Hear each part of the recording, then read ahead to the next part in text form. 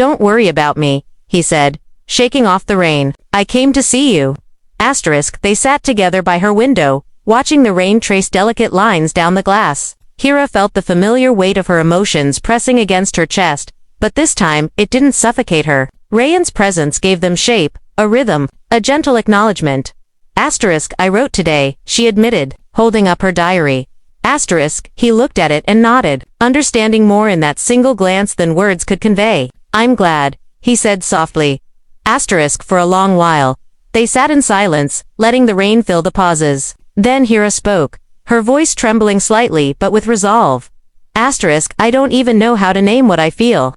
That's okay, Rayan replied. Some feelings aren't meant to be named, they're meant to be felt, shared, and understood, slowly, in your own time. She nodded, and for the first time, she felt a kind of relief that didn't require explanation. She felt seen not for what she said, but for what existed quietly in the spaces between her words.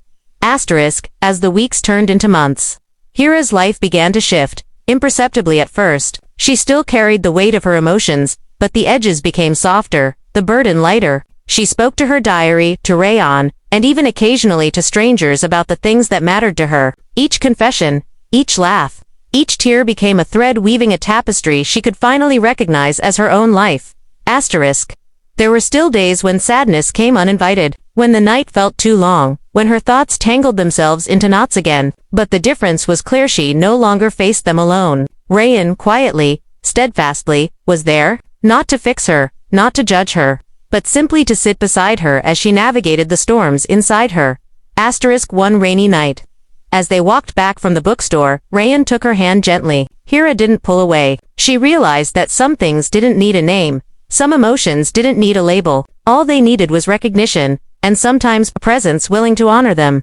I don't know what I'm feeling half the time, she said quietly. And that's perfectly fine, he replied. You don't have to know everything, you just have to feel it, and let it live.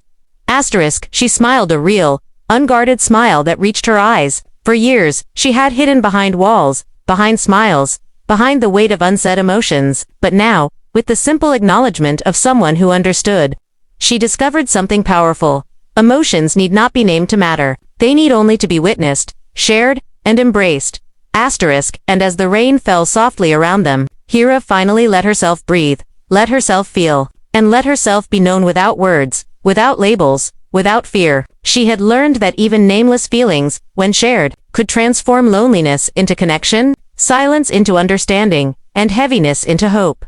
That night, in the quiet glow of the city lights and the soft rhythm of falling rain, Hira felt something she hadn't in years, a deep unspoken peace. Her heart was still full of unknown emotions, still fragile and tender, but for the first time, it was also alive, seen, and understood.